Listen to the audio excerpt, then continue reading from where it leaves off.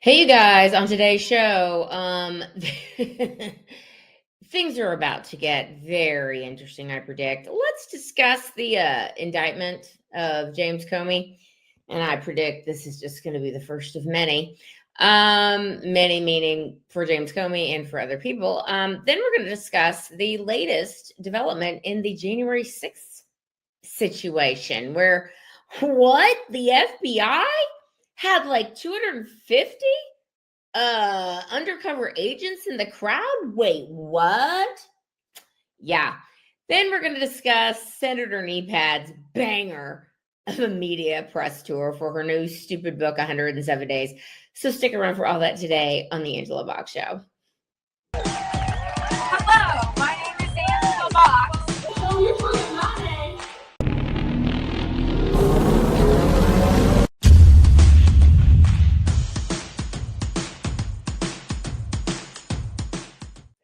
Okay, I'm just warning you. I've got a lot of clips that I'm going to be dropping here, and a lot of things that when I was reading on X about this and reading Breitbart and Gateway Pundit, I mean, so many good people have posted so much information.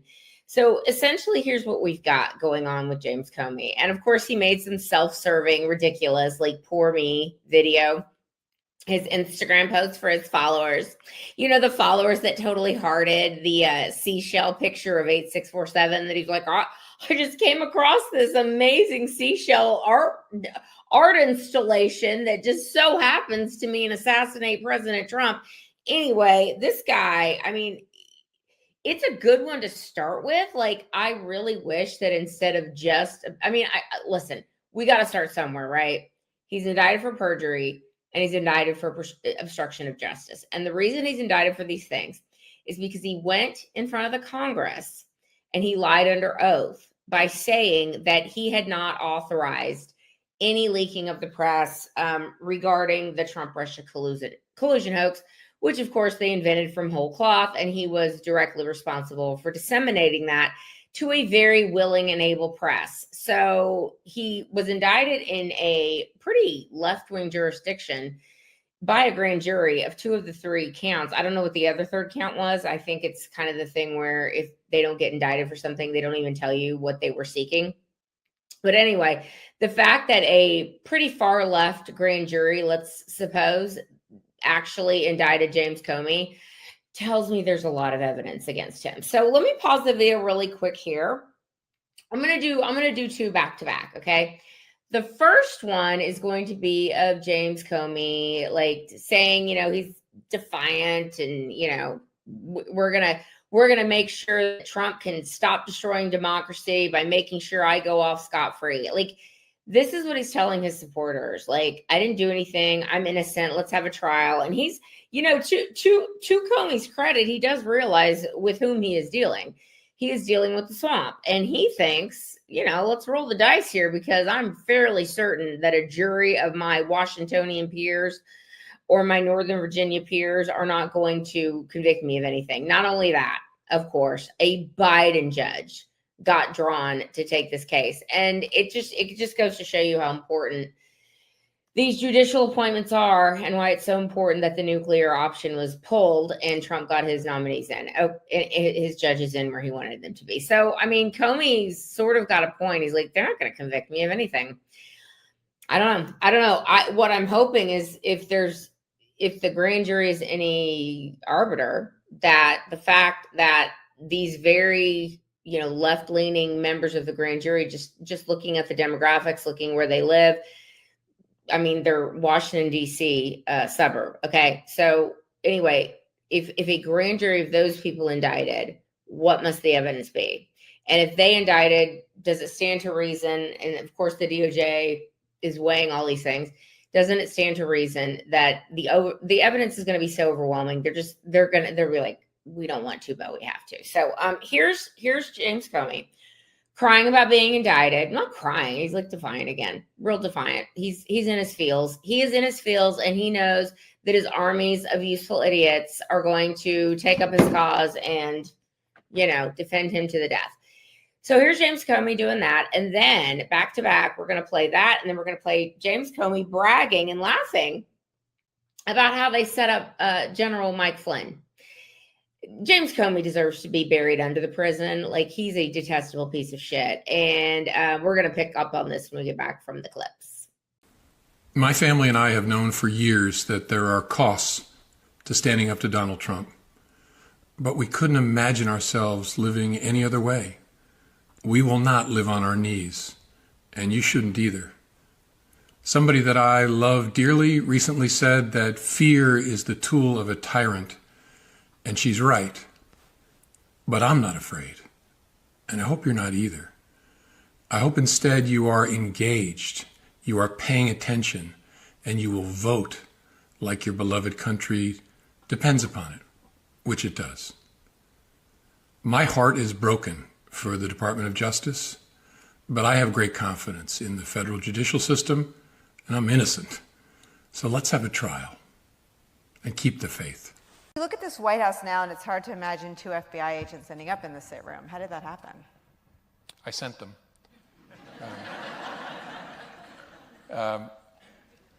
Something I probably wouldn't have done or maybe gotten away with in a more organized investigation, a more organized administration, in the George W. Bush administration, for example, or the Obama administration. The protocol, 2 men that all of us have perhaps increased appreciation for over the last 2 years. And in both of those administrations, there was process. And so if the FBI wanted to send agents into the White House itself to interview a senior official, you would work through the White House counsel, and there'd be discussions and approvals and who would be there. And I thought, it's early enough, let's just send a couple guys over. And so we placed a call to Flynn, said, hey, we're sending a couple guys over. Hope you'll talk to them. He said, sure.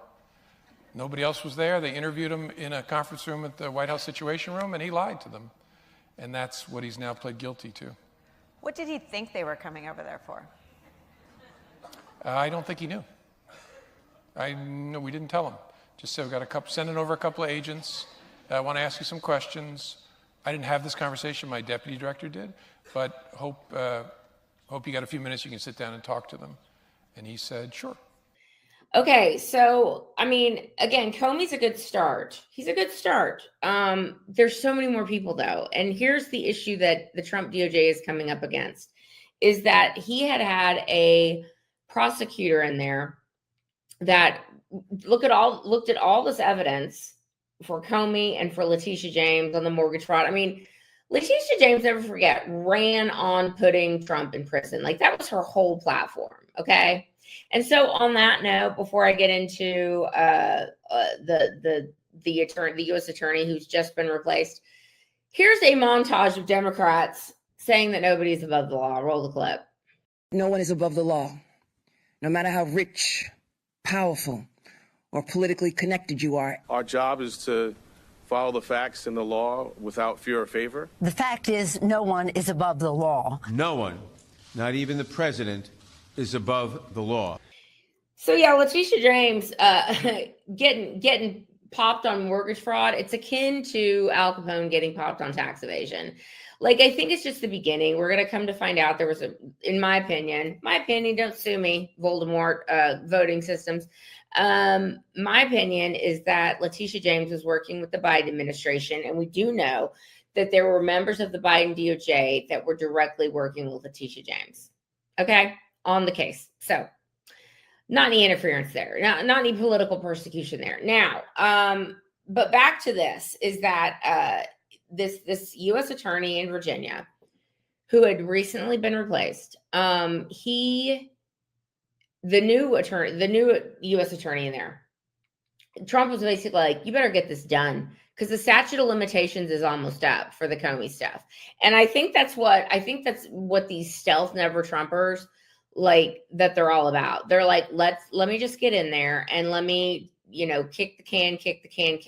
And Trump's like, you better get this done. And that's I think, as far as you're going to see Trump publicly giving direction here. And he's just like, look, if no one's above the law, then this guy needs to be held accountable for what he did. And this is the very least of what James Comey did. Okay. So remember a certain intelligence board who, we were all told was full of exhortations that the world is filled with lizard people who are ruling the universe. Didn't happen. But anyway, this certain intelligence board years ago brought to my attention and to everyone's attention who'd been on it, that when you want to go for a FOIA for James Comey and you type in the word COMEY or type in the letter COMEY, like very, very few things come up, which is weird considering he was the FBI director. But when you write the word Comey, but spell it CORNEY, it looks like the R and the N make an M.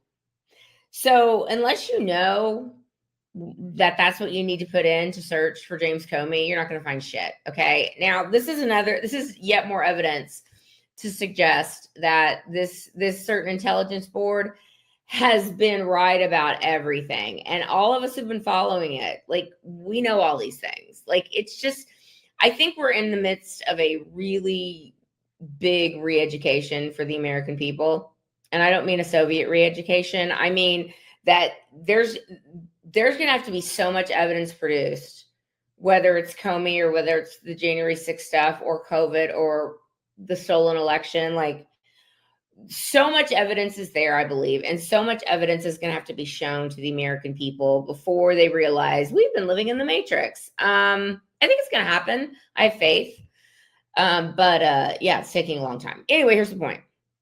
James Comey may or may not go to jail. Okay. We have to prepare for that eventuality. We also have to prepare for the eventuality that people like Hillary Clinton are not going to be brought to justice unless we're dealing with crimes against humanity, which I do believe all of them are involved with. However, if we're just trying to get her on the Russia collusion hoax, the statute of limitations is running out for that, which is crazy, I know, but they're going to have to get some things done.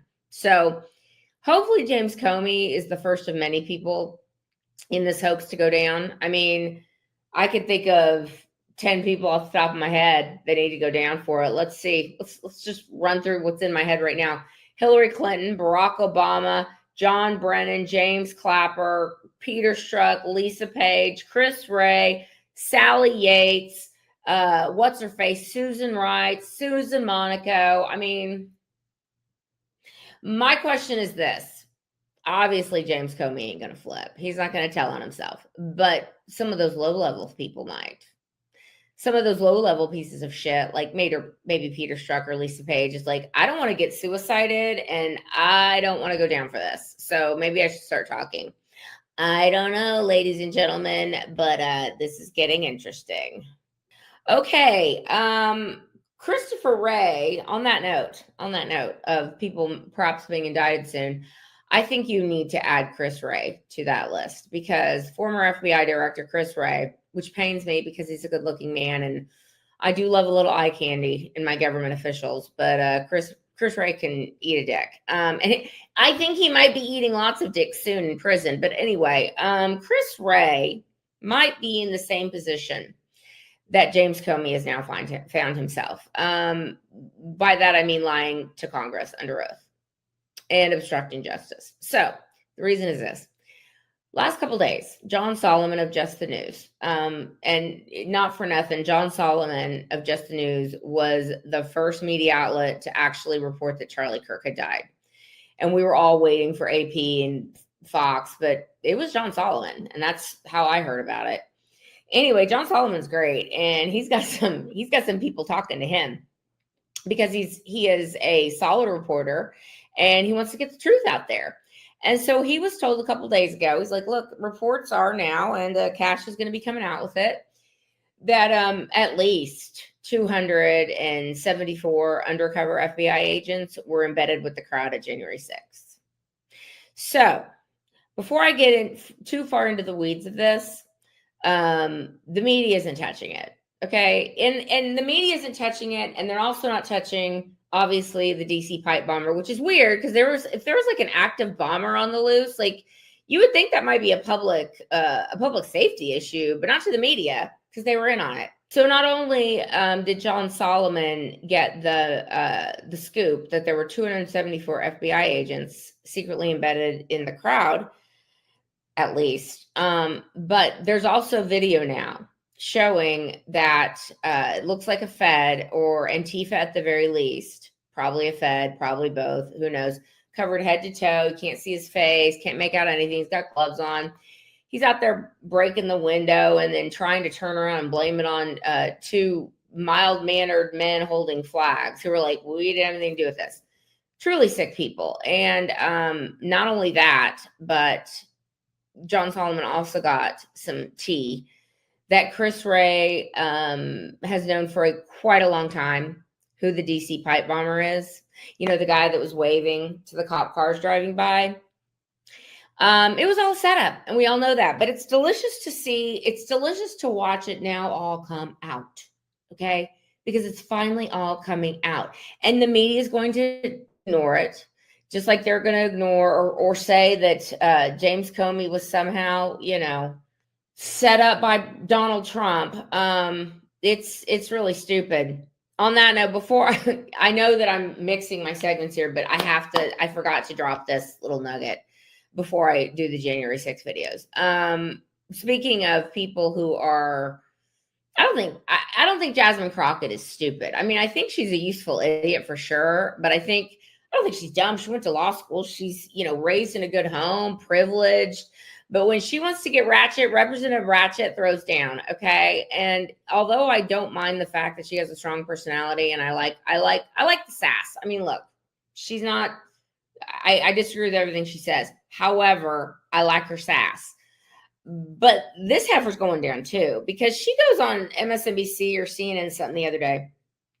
And she basically said, fixed her, as the black ladies say, fixed her face to say that we should disregard James Comey's indictment because this is politicization of the justice system, but not what they did to Trump and Steve Bannon and Peter Navarro and George Papadopoulos and tons of people, January 6th defendants. That's fine, okay? But demanding justice for someone who has perverted justice, well, that means we're not here for democracy, I guess. Roll that clip. I want the American people to know that when you stand up to a bully, you win. Do not back down. Do not bend. You allow them to go and wage their threats. If everybody starts to bend, for sure what is left of our democracy will be gone. And unfortunately, that is exactly what he wants. And even more sadly is that many of his followers agree with this. And I am thinking to myself, how is it that you can call yourself American or patriotic when you literally don't understand who we are as Americans, when you literally are okay with throwing out the Constitution, when you're okay with someone just deciding, you know what, this is the end result that I'm seeking, and so just figure out how to get there. And if y'all notice, Representative Ratchet has been trying to clean up her ghetto-ass mouth as of late. She's trying to prove that, you know, she's just a prim and proper little Southern belle. She's not. She's Ratchet, hence the name Representative Ratchet. But anyway, back to the Chris Wray stuff and back to the January 6th stuff. Let's roll an audio clip. I'm really excited to be able to share this with you guys because I've saved this voicemail since January 6, 2021. And it's from my friend Jesse Blackwell, and he gave me permission to say his name and to show his face. And essentially, I remember him telling me, I'm going down there, I'm going to go to DC. And I was like, oh, cool. So he called me, and he called me from the steps of the Capitol. And he essentially, and I'll let you hear the voicemail, but essentially he was like, I don't know, something's weird. Like, I'm not going to go in there. And thank God he didn't, because he probably would have been in jail for the last 5 years. Roll that clip. Hey, Angela, Jesse. Hey, I just got a minute here. I'm out the lobby getting some food. I've just been so busy, people calling and texting. So what I thought was weird, someone on the bullhorn said, hey, the door's open over here. You go on in. I go straight to the door. And they were just walking in and out like it was going to a museum looking at things. Very calm. It was really strange. course, I didn't go in. Like, fuck that. That's breaking memory, so to speak. Oh, well, I'm so wanting to run in, take a selfie, and run out. So I didn't go in. That was the weird part. And now the news is saying what enraged the crowd was a Trump tweet. That's bullshit. What pissed off the crowd was what was going on inside. People watching their phones, live feed. And once Pence basically double-crossed it, they all started screaming, Pence, fuck this. This is the end. He's fucked us over. Blah, blah, blah. Traitor. That's what enraged the crowd. So it's interesting to watch Fox News spin this thing right now. Anyway, I got to run. Just want to give you a shout.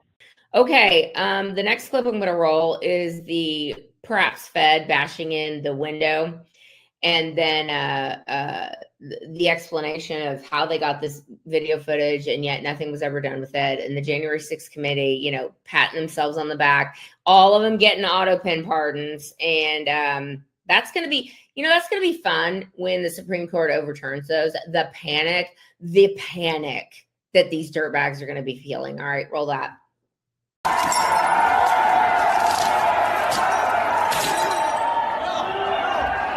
Do not go in there.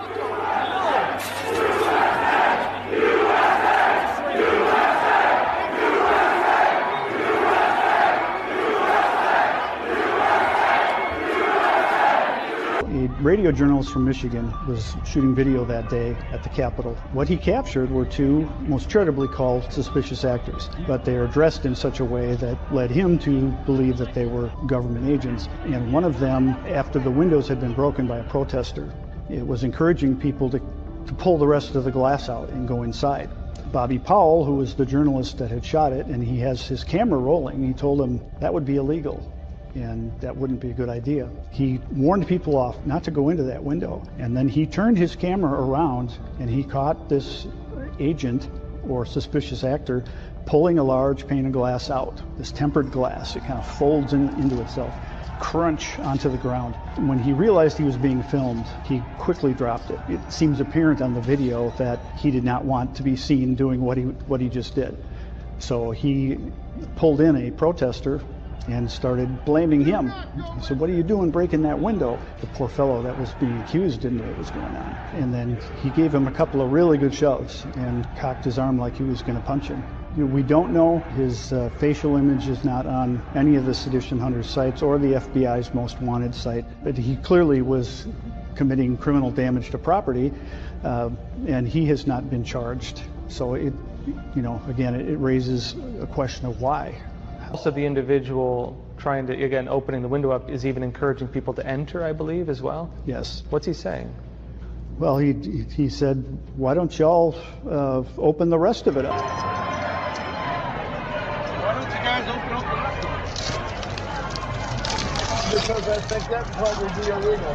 Oh, I know my glasses. So here's the bottom line of all this. If we now know that there were countless feds implanted in the crowd that day, when we have picture after picture of people who you can see their faces, like, for example, the man that made the noose and the hangman thing, which no patriot would make. This guy, face totally visible, never arrested, nothing ever happened to him. When we have, again, police officers somehow, you know, when the doors open magically, they open those magnets that can hold back like 5 or 6 tons, like magically open. No. Someone opened those doors from the inside, and then the police officers urging people to come in, and then police officers pushing people into small areas so that people become panicked, and then poor Roseanne Boylan getting beaten and stomped by 4 or 5 cops, and poor Ashley Babbitt getting murdered by Michael Byrd, and another gentleman having a heart attack. And no, not one single police officer was killed or injured or harmed or anything on January 6th, okay? The people that you claim died, like Brian Stetnick, died days later of a stroke, okay? Media, Democrats, deep state, rogue FBI, you guys were all in on this. You guys were all in on the scam. And I feel like we start unraveling this insane spider web. I mean, it all started when Trump walked down that escalator in 2015. And people tried to say he sounded like a clown, but it got closer and closer to them realizing this is very serious. And this guy's going to have access to information and the things we've done. And this guy doesn't seem like he's going to play. So what'd they do? They created the Trump-Russia collusion hoax. They created the Crossfire Hurricane sting. They threw a bunch of Trump world people in prison who never flipped and who never said Trump told them to do anything, but they tried to bankrupt them and destroy them, like people like Mike Flynn, who certainly was a thorn in Barack Obama's side. Even though he was director of national intelligence, he pushed back on a lot of what Team Obama did. And when they found out Trump was going to appoint him as national security advisor, gloves were off. Like, let's destroy Mike Flynn. I mean, there's so many things they've done. And then, of course, you come up to all these bullshit claims of sexual assault by one of the most unattractive crones I've yet to lay eyes on in this life, E. Jean Carroll, and all the other, grab him by the pussy and all this nonsense. Okay. And then all throughout his entire first 4 years, just completely weaponizing everything against him, weaponizing the media, lying about him, smearing him, everything they did. Then you get to 2020. And what happened in 2020, ladies and gentlemen? Oh, something they warned us about, a coming pandemic that they said at the, I believe it was the World Economic Forum, a few years before the pandemic broke out, basically saying, yeah, there's going to be like a worldwide pandemic soon. And of course, this happened when Trump was president. And they're all kind of warning us, setting the stage that this could happen. Just like they've been trying to set the stage that there could be a cybersecurity outage or a EMP attack. Anyway, they warned us. They warned us it was coming and it would be so, so terrible. And oh, what would we do? And then, of course, what happened? COVID happened.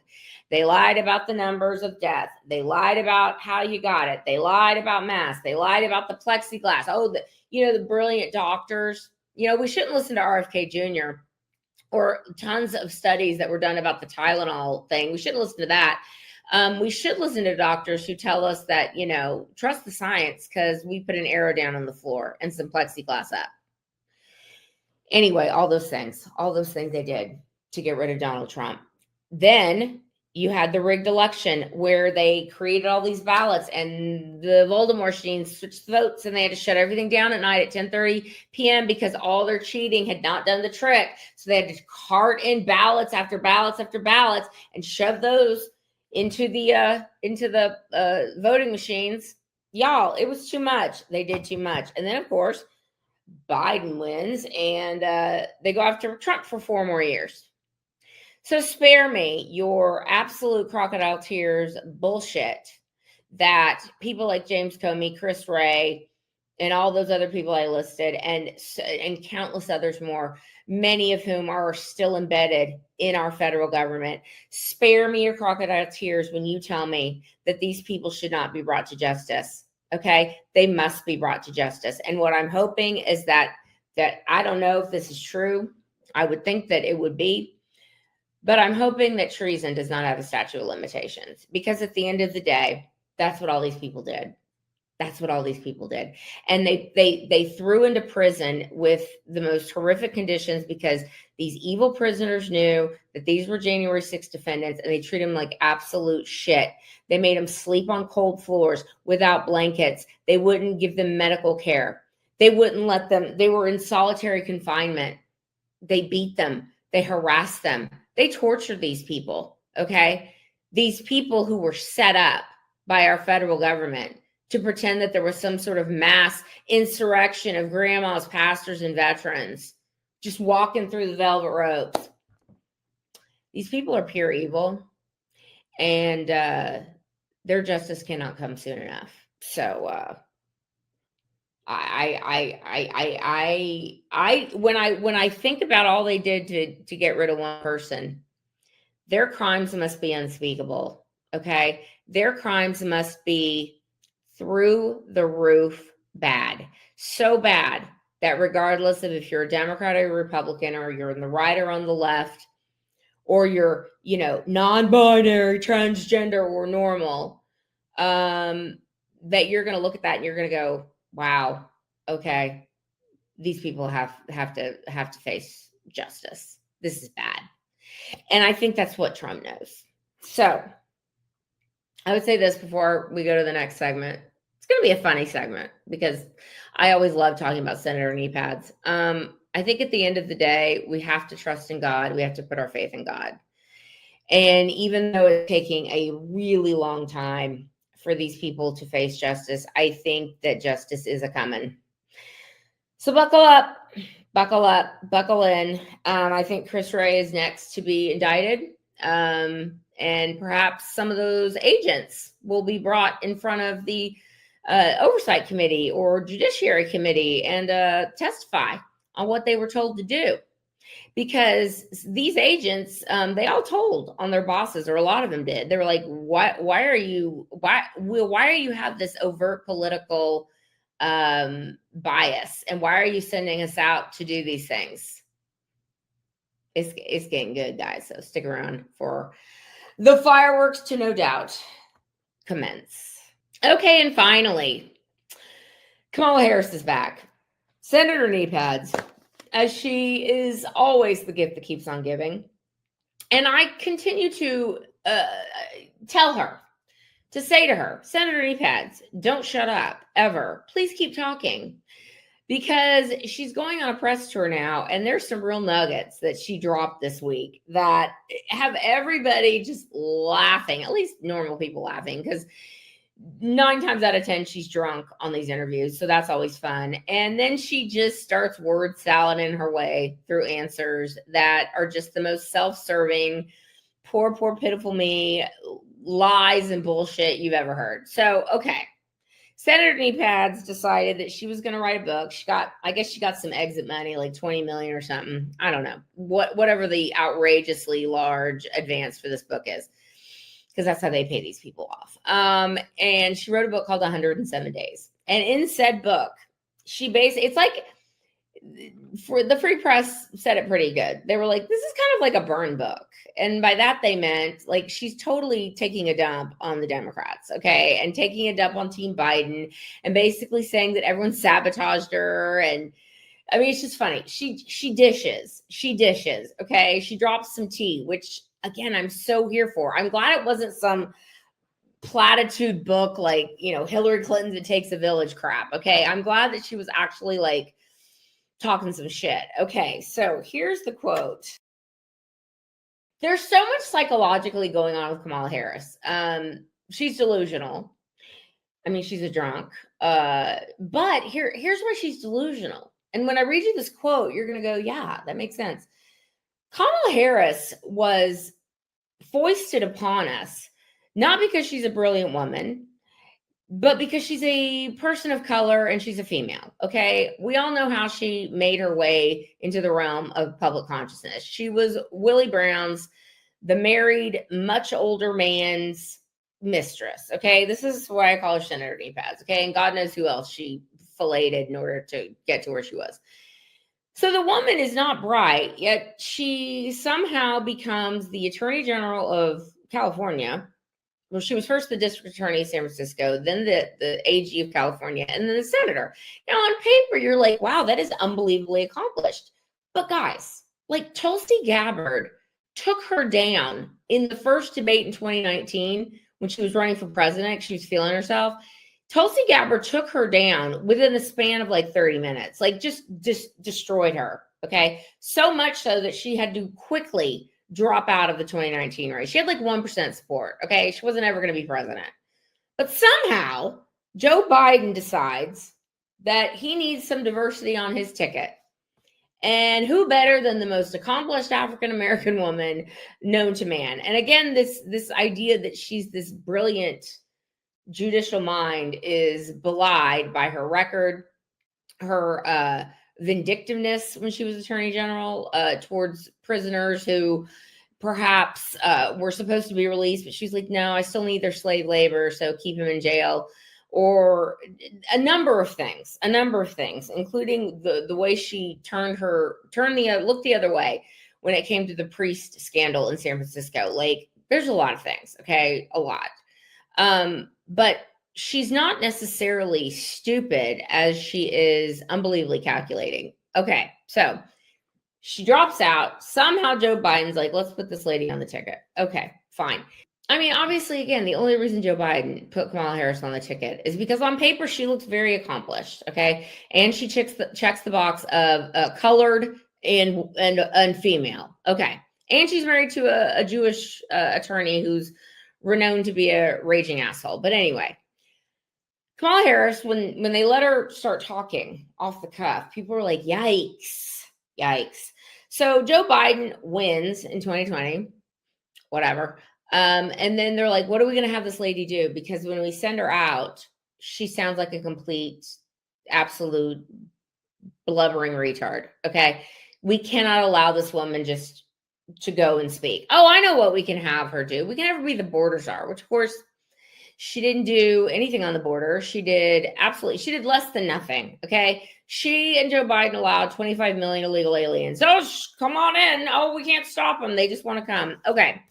But here's what Kamala Harris psychology tells me, because she thinks she is brilliant and accomplished. She believed the hype. Like, remember when she was installed and Joe Biden dropped out, and the Democrats, who all about saving democracy, but didn't really think that they should have a primary or anything like that, you know, the party of democracy. She was hyped, man. Like, they were like, the media immediately was like, this is the most accomplished, amazing woman to ever grace the stage. Like, Hillary Clinton, who? Okay. Hillary Clinton, who? And those of us who understand the media and have any kind of savvy bone in our body, like, we know the propaganda. Okay. But again, the Democrats and the media understand their constituent base all too well. They know these people are stupid, okay? They know that if they sit and they repeat over and over and over, not only that Donald Trump is a threat to democracy, but Kamala Harris is the most brilliant, accomplished woman to ever breathe air. Hillary Clinton, who? She is joyful. She is Kamala. She is amazing. She's going to be president. So that's all they did. Hammer, hammer, hammer, hammer, hammer, hammer that. Now, of course, the reality is far from that. She's a blubbering idiot. Let me remind you of how Trump won a $16 million lawsuit against CBS, because CBS in 60 Minutes decided they were going to cobble together an interview with Senator Knee Pads to make her not sound like a blithering retard. And they were like, whoopsie, we got caught. So roll that clip. But it seems that Prime Minister Netanyahu is not listening. Well, Bill, the work that we have done has resulted in a number of movements in that region by Israel that were very much prompted by or a result of many things, including our advocacy for what needs to happen in the region. But it seems that Prime Minister Netanyahu is not listening. We're not going to stop pursuing what is necessary for the United States to be clear about where we stand on the need for this war to end. So yeah, when you see the original clip versus the cobbled together clip, they really had no choice but to settle. So anyway, but Senator Knee Pads thinks she's amazing because she's been told she's amazing. She's been told she brings joy. She's been told that this was the most flawlessly run campaign in the history of campaigns. Like, no one has ever. Oh, Barack Obama, who, I ask you, no one has ever run a campaign as flawlessly and as joyfully as Kamala Harris. So she believed the hype. Okay. Now, before I get to some truly delicious sound bites of the media tours she's taken the last few days, like The View, Rachel Maddow, some random Black Ladies podcast, like everywhere, it's the most self-serving garbage you could possibly imagine. But here's the quote. Here's one of the money quotes from this book. Okay. Again, she is believing her hype. Their thinking was, okay, so Harris says polling showing that she was getting more popular only made the situation worse with the Biden team. Okay, before I read the quote, what in the actual F are we talking about here? What polling? What polling said that you were more popular than Joe Biden? I mean, I guess I guess if we're comparing you to Joe Biden, yeah, anything's better than Grandpa Puddin' Brain. That's, taking a doodle in his pants. And I have to whisk him off the stage because of that. The guy that shakes hands with invisible people in the air, the guy that showered with his kid, the guy who created a crackhead son who's evidently running the White House. Yeah, I guess compared to him, sure, you're more popular. Anyway, their thinking was zero sum. I kind of want to read it like she would read it.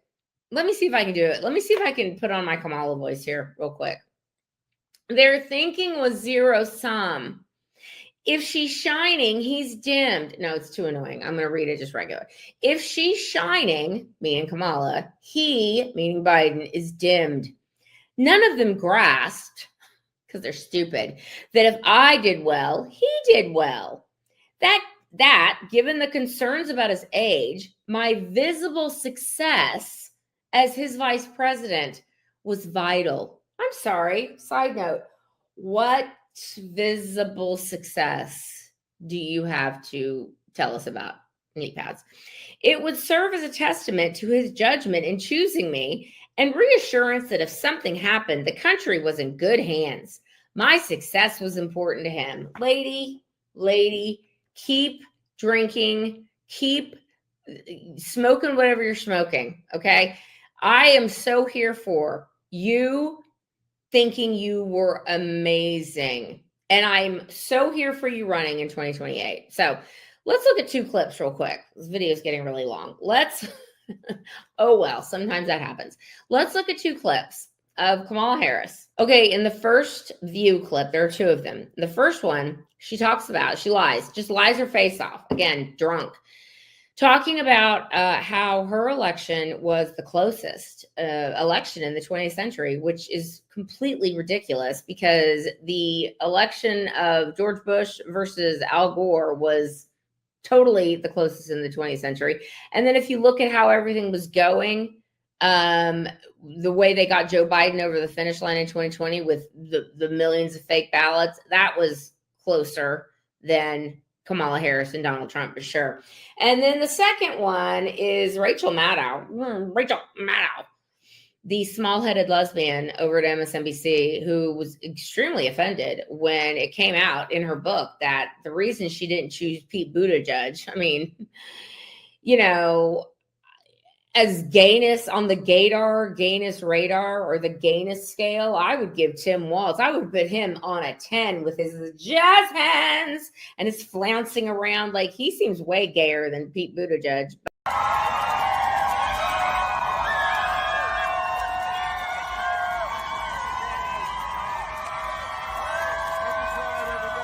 Pete Buttigieg is a actual confirmed homosexual, whereas opposed, in my opinion, Tim Walz is a deeply closeted man. But anyway, Pete Buttigieg was her first pick because she liked him. And then, of course, she didn't pick him because he is a confirmed homosexual. And Rachel Maddow was none too pleased with that. So let's roll those clips. The current sitting president is running for re-election. 3.5 months from the election, he decides not to run.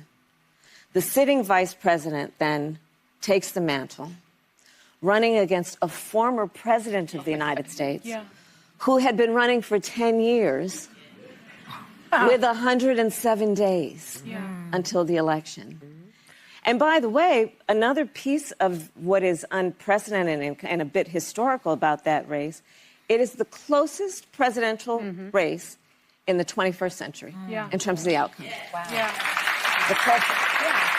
that again, because he likes to say over and over again he's got a mandate. And that's part of why I wrote this book, because history will talk about this race. It is part of American history. And it was important to me that when history is written, that my voice be present about what that experience is. I guess I'd ask you to just elaborate on that a little bit. It's hard to hear. With you running as, you're the first woman elected vice president. You're a black woman and a South Asian woman elected to that high office, very nearly elected president. To say that he couldn't be on the ticket effectively because he was gay is hard to hear. No. That's not what I said, that he couldn't be on the ticket because he is gay. My point, as I write in the book, is that I was clear that in 107 days, in one of the most hotly contested elections for President of the United States, against someone like Donald Trump, who knows no floor, to be a black woman running for President of the United States and as a vice presidential running mate, a gay man, with the stakes being so high, it made me very sad, but I also realized it would be a real risk. No matter how, I've been an advocate and an ally of the LGBT community my entire life. So it wasn't about, yeah, right. So it wasn't about any prejudice on my part, but that we had such a short period of time. And the stakes were so high. I think Pete is a phenomenal public servant. And I think America is and would be ready for that. By the way, what is also historic about that in many ways, it was the closest election for President of the United States in the 21st century. Wow, I know that's true. And a Howard grad did that too. And a Howard grad.